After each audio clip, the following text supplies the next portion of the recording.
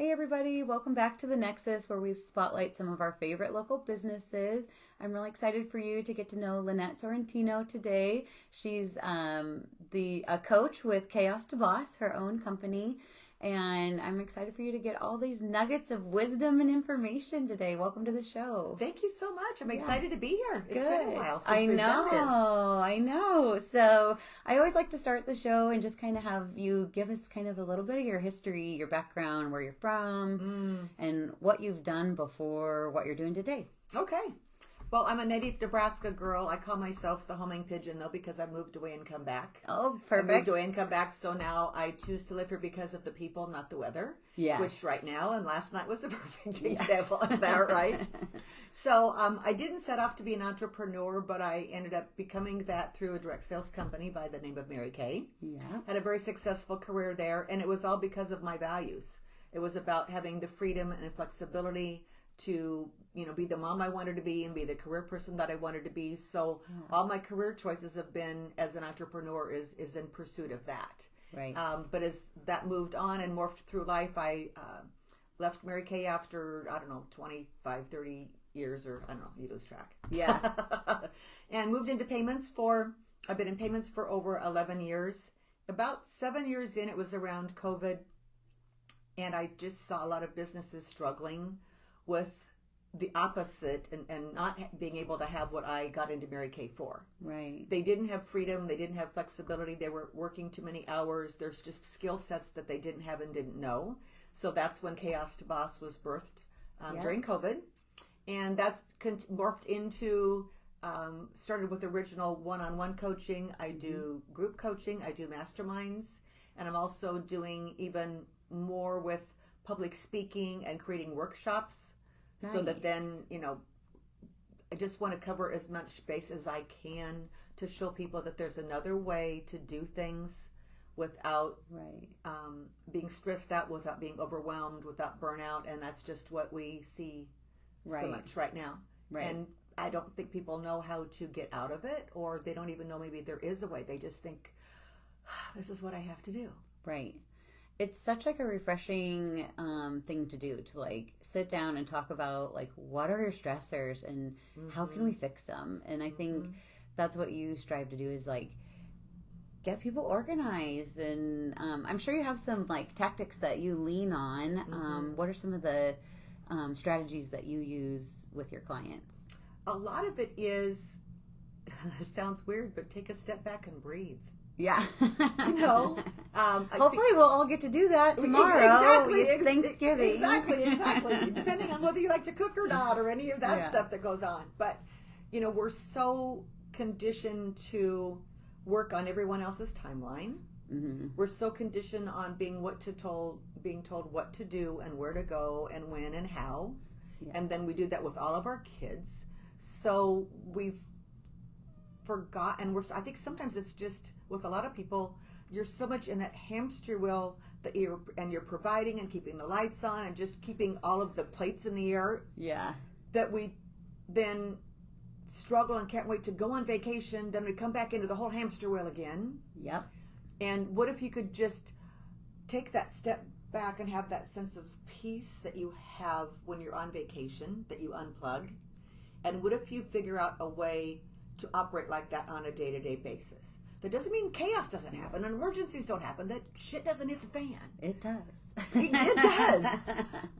Monday was one of those days that there was just a lot of moving parts of things that happened, but whether I got overwhelmed and just upset out about it, or whether I worked out from a peace. Right. How you respond to it. It's how you respond to it. It's taking a breath.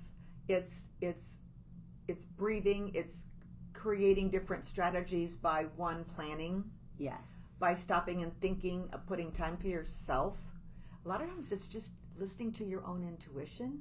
We were given that for a reason. Right. But we don't. Your body's saying slow down. Exactly. Rest. And we're just go, go, go, go. So a lot of that feels counterintuitive. Yeah. And I think sometimes we're afraid to make those moves because it's a fear component. Yeah. So you have to kind of learn to trust the other process. But then when you do, a whole new world opens up, and it's just almost like magic because it just feels so much better, and you actually can accomplish more. Right. One of the things I like to ask people when they're like trying to make a big decision, I'll ask them like, what's the worst thing that's going to happen? You know, because we operate out of fear because we think, oh, like that absolute worst possible case scenario is going to happen. And we spend so much time worrying about stuff that never happens that like it's really good. We overthink it. To mention that, like not operating out of fear. Yes. Well, I'm sure you've seen a lot of different businesses and a lot of different ways to grow businesses. What are some of your like do's and don'ts of how to grow a business? Well, I think the first thing is you have to get yourself in a good place and get yourself organized because it will become duplicatable, and whatever begets the other it just becomes begetting of the same thing over and over again. Right. So you have to be able to get yourself in that place because the speed of the leader is the speed of the gang. Oh, and it's also John Maxwell's law of the lid. So if your abilities are here to organize your time or plan or delegate or contain your time, just all of the skill sets that you have within your business, if your skill level is here, then this is the highest your team's going to get. If you raise your skill level, then your team will get better, and it's a constant work. So you have to be willing to continue to improve and get better, or you're going to limit your team, and they'll either just stay stuck there, or else they'll go somewhere else and find somewhere else to thrive. Yeah, no, that's a really good So point. that's the first place to start, because then what you have mastered becomes duplicatable. Yeah. Right. And then you duplicate it. But I think one of the hardest things for business owners is to delegate. Yeah. Is to let go. Yeah, because they got into doing what they're doing because they were good at what they're doing, right? Exactly. And then they realize, oh, now I don't get to do what I liked. I have to manage people and process and clients and whatever. So exactly. So you have to look at, you can love your craft, and if you want to always be that maybe like glorified employee and be okay with that, that's okay. There's nothing wrong with that. But if you want to grow and have other financial ambitions or legacy or anything of that, there's some things you need to continue to do and look at, okay, here's what I'm really good at, but how could I teach someone else? How could I teach my people to do that? Because most people also as entrepreneurs want to be able to walk away on some level. And you're the perfect example of that. You've got a great, successful business, but it's because you learned to put all the people in place and walk away to enjoy the life the way you choose to. So some of it depends on your goals, but you have to put those other people in place. And one of the best pieces of advice I got from one of my bosses decades ago, he said, do what you do best and hire everyone else to do the rest. Exactly. Hear, hear. I completely believe in that. I think I did some strengths coaching when I was at the Focus Suites at our last office. They really believed in the Gallup strengths. And I think the most freeing thing that I ever heard was like, don't try to do anything in your bottom 5. Like you could spend all your time and energy on them and you'll still be terrible at them. So like, that's okay. Just find someone else that's really good at that, and and that hire person them. Who's really good at that, that's their joy, that's their strength. Yeah, they thrive on. They get excited about it when you. And that's where the other reason people don't delegate is, or they get stuck, is because they keep kicking it down the road, and they're not wanting to release it to somebody else, but they keep kicking it down. It's because they don't know how to do it, or they're procrastinating, or they hate to do it. Well, what's your time worth? Right. So much. It's worth so much. Exactly. Exactly. One thing I like to ask business coaches is like, what makes you different? Because there's a lot of business coaches out there and they all focus on different things. So what makes you unique? I think that what makes me unique is I don't have all of the certifications and all of the titles and stuff. I've got 35 years of real life stuff. Yeah. So either I've experienced it myself, the good and the bad and the ugly, right? Where I can take it over and teach it to other people, or I'm one of those learners that I just can't quit learning. I'm always signing up for another course. I'm always learning something else. So I'm always bringing a lot of new information to the table. Right. And not just regurgitating this exactly. book. I'm not a systems business coach. Mm-hmm. I'm not someone who's going to teach you how to scale to a business to $100 million. My zone is within solopreneurs or small businesses with, say, less than 10 employees that want to get to that other place, where a lot of it is thinking like a business owner. Yeah. There's a lot of mindset and things that have to shift in the way that you think. Do you mind if I do a quick story with that? Yeah, that's great. My next question was going to be like, give us an example of someone you've helped. So there's a lady that I've recently been working with.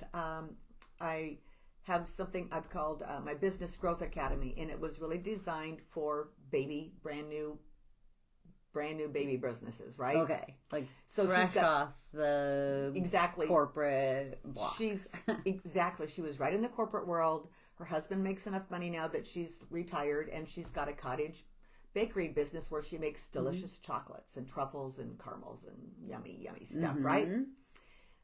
And one of the things I told her was about, she said, well, I'm just, making enough money to be able to make sure I'm covering all my expenses when I'm doing all these vendor fairs. And I said, so what's your financial goal? Well, I said, do you want to make money beyond that? Like go on a trip, or what do you want to do with it? And she said, I hadn't thought of it.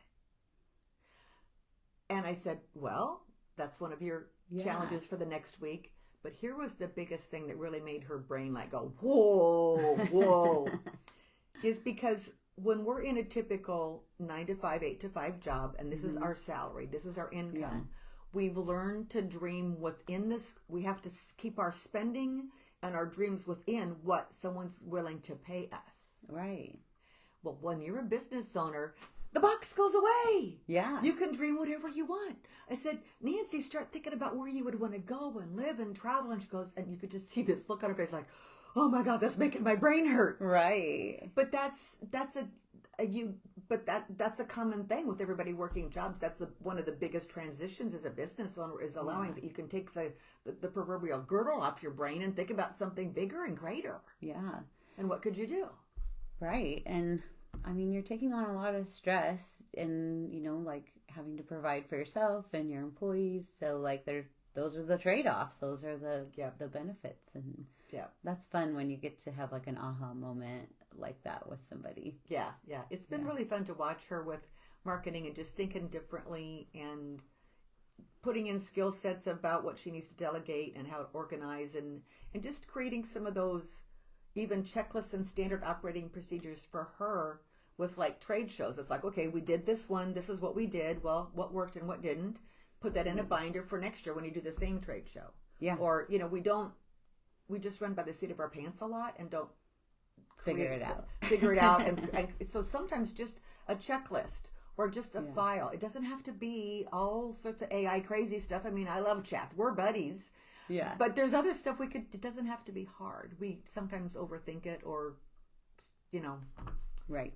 Stop ourselves. Well, ahead of this meeting, I had written down that one of your favorite quotes is grinding's only for coffee beans. Yeah, that's my new one. Is it? Tell us about that and how that affects like real life. So when I decided to really pursue public speaking more, you always have to have a name for your keynote. Mm-hmm. And it was just one of these things. And I've said this for years, I'm totally against grinding and I'm totally against hustle. But I'll define that because we're talking about you got to hustle and grind and hustle and grind. And then when I said, that's why I said grinding is only for coffee beans, because I'm not saying you shouldn't have good work ethic to become an entrepreneur and become successful. You and I have both worked hard. Yeah. But if it feels like a grind that you cannot wait until Thanksgiving, you can't wait until Friday, and you hate Sunday nights, if it's that kind of grind, then go find something else to do. You should be able to love what you do. So there's the good and bad part of that. Yeah. And when I think about the hustle, there's also a good and bad hustle. And again, it goes to, there's a sense of accomplishment of working hard and working hard for something. And it's like doing it. It's like, yay, I did it. And there's that ambition and that go-getter hustle. Yeah. But the other side of hustle is doing it at all costs, where you are eating, breathing, living it. It's just totally taking you over. Yeah. And what does it cost you in your physical and your mental health, in your relationships with your kids and your spouse or your friends, or it just affects you in every area. But that's our culture today, is you got to hustle and grind. Right. And a lot of people will like kind of create their own value for themselves based on the amount of misery they put themselves through. And I think that there's got to be a healthy balance, and I respect that so much more in someone that has like a great, work-life balance. Yeah. So. Well, and I think that everybody talks about work-life balance and talks about balance, but really there's no such thing. It's more about harmony, particularly with all of the technology that's here. Even as an entrepreneur, because of technology and access to our phones and everything, it's still not open the doors at 8 o'clock and shut them at 5, or open the doors at 8 and shut them at 8 or 9 or 10 if it was retail or whatever. There's not an open and shut scenario. So it's about establishing your boundaries that fit within your values of when do I clock out, when do I shut the phone off, and that I'm present with my family, or I'm present with this person. It's really that overall feeling of harmony. Yeah. Because I don't think that in this day and age, how do you equate, or how do you really do that work-life balance? I don't think you can really do that. The technology runs into it. It's a blend. It's always going to be there. And it's a matter of like choosing to say, it'll be there tomorrow. Right. Shut off the notifications after a certain time where it's done. It's, setting your boundaries with clients, because there are a lot of businesses that people will think, well, I'll call my realtor at 10 o'clock tonight and want to see, I want to see a house tomorrow morning at 8, or we have to put our own boundaries in, because otherwise. No one else is going to make them for us. Exactly. Are they? Exactly.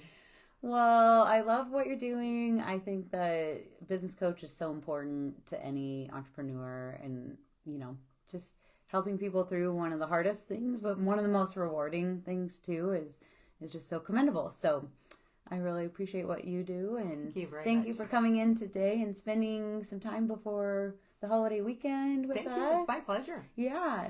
Well, you have something else? I was just going to promote one quick thing, if you don't mind. Go ahead. So I set a goal this year to do a lot more public speaking, because I felt like I could make more impact, but it was also a good way to market my coaching. And some of the things I talked about, people have said, we need to go deeper, or there was more interest. So I am going to be doing a workshop sometime in the first or second week of February, but it's going to be peace over pressure. Okay. How to move out of that, all the things we've been describing about being in that pressure cooker and that environment, how to move into a peaceful place and still accomplish more by almost like doing less. So if people are interested in that, it's going to be a small, intimate group. It's not going to be 40 and 50 people. It's going to be a place where women can be safe. They can just be vulnerable, relax, and just have a safe place to be able to experience, here's where I am, here's where I want to go, and how am I going to get there. Awesome. So they can reach out to you on Facebook or on your website? Absolutely. chaos2boss.com, right? Absolutely. Okay. Well, you heard it here. There's a free opportunity to get to know Lynette and meet some other awesome women, and I hope a lot of you take advantage of that. It'd be great. Well, thanks again. I'm glad we got to do this again. Great. Thanks for tuning in. I hope everyone has a happy Thanksgiving.